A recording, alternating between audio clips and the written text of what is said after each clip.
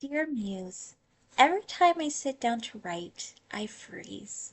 My chest gets tight, my brain starts spiraling, and suddenly I'm convinced no matter what I write, it will never be good enough. Why do I feel so much pressure? We're talking about something every writer experiences, and something I'm sure has come up in countless writing groups: the pressure to have a brilliant first draft. But before we dive in, let's take a deep breath. Unclench your jaw, shake it out, roll your shoulders, and let them fall where they want. Are we ready? Let's get right into it. What is this pressure? Everyone has a different pressure point. And while it's easy for people to say, oh, you need to stop putting so much pressure on yourself, just don't worry about it, we know that's not how it works. There's no one solution fits all answer. So, as someone who is struggling with this pressure, we must find the root of the problem before we find the solutions. So, you need to dive in deep and ask yourself, what is yours? For a lot of writers, they believe their first draft needs to prove something. Prove that they are talented. Prove that their story matters.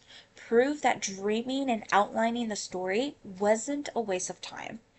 Prove that they deserve to be called a writer, even though they don't have anything published. And because of that pressure, the moment you open a blank document, your brain whispers, all right, deliver that perfect manuscript like you're expected to casually drop a masterpiece in a single sitting. No wonder why we freeze. I want you to take a second to notice how your body reacts when I say the words, prove yourself. Does your stomach drop? Do you cringe? Do you find get this ache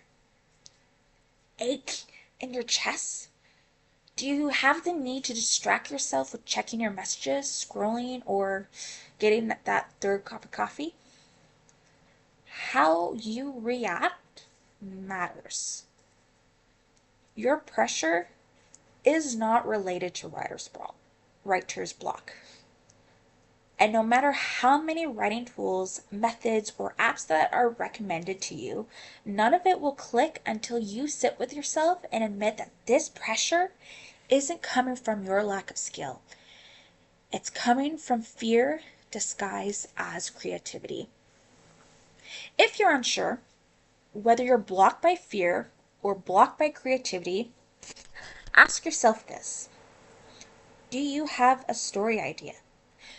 Do you have characters in your mind acting out scenes like a movie? If so, you do not have writer's block. You have an emotional wound. Here's a question I want you to sit with for just a moment. What are you afraid will happen if your first draft isn't good? It seems like a simple question, but the answer is usually layered, tangled, emotional, and something we don't want to admit, even to ourselves. One common answer is if the first draft is bad, then I am a bad writer. Not the writing, not the story, me. It becomes personal. It becomes a reflection of worth. It becomes a fear that you're not good enough to tell the story you care about, that your dream isn't justified. Rejection doesn't just bruise your ego, it bruises who you are, especially when you've poured your heart, your time, your hope, and your belief, everything into your writing. And that fear runs deep.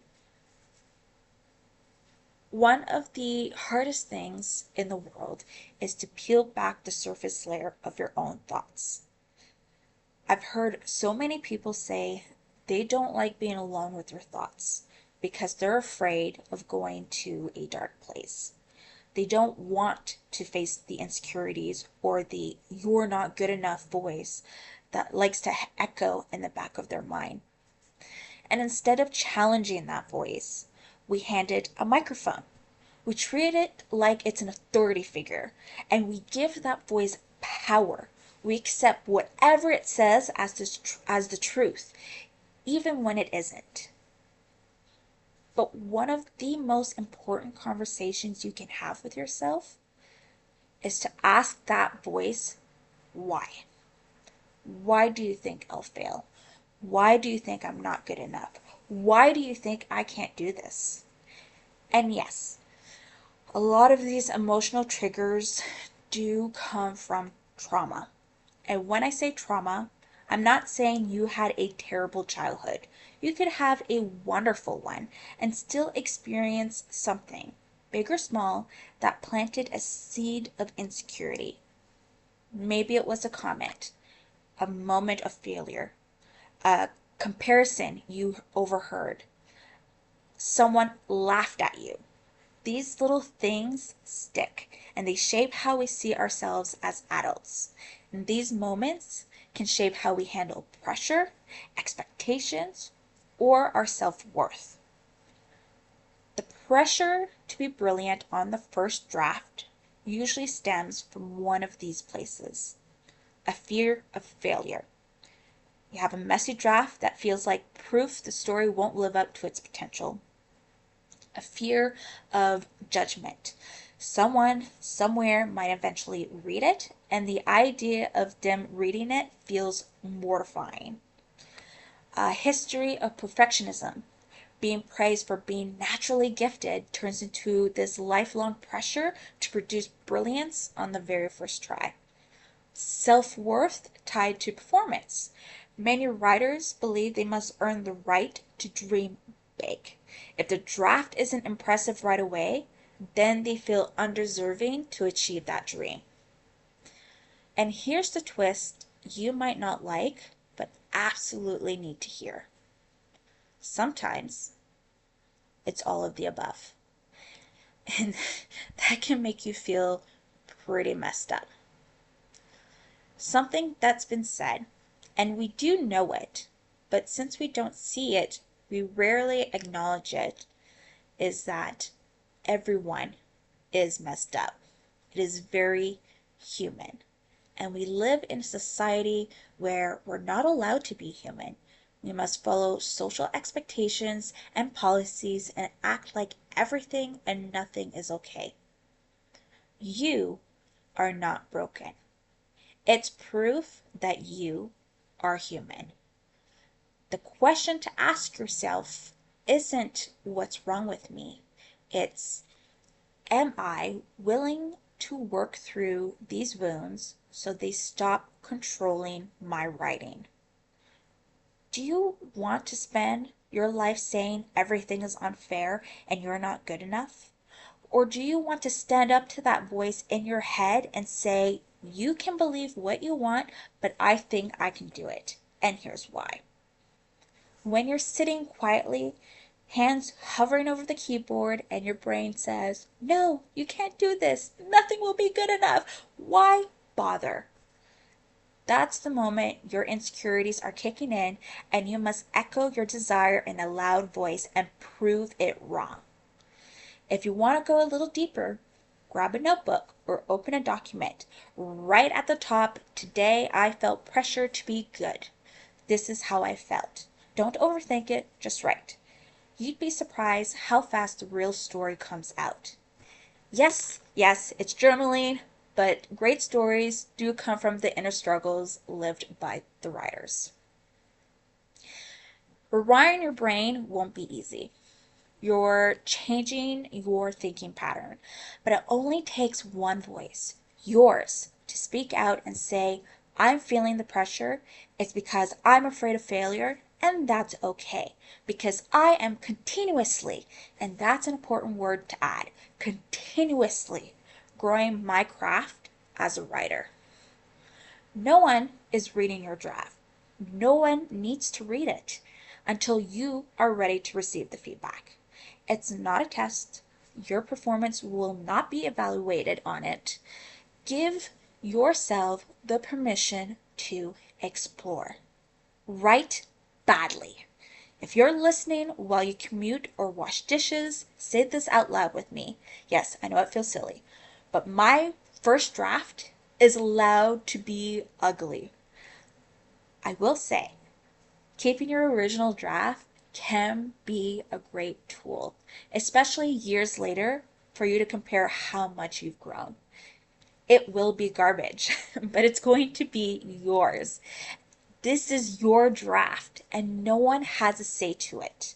They can only give feedback, but you get to decide whether to use that feedback or not. And I've received terrible feedback, as bad, if not worse, than my first drafts. Every writing session is a time for yourself to discover and grow your skills as a writer.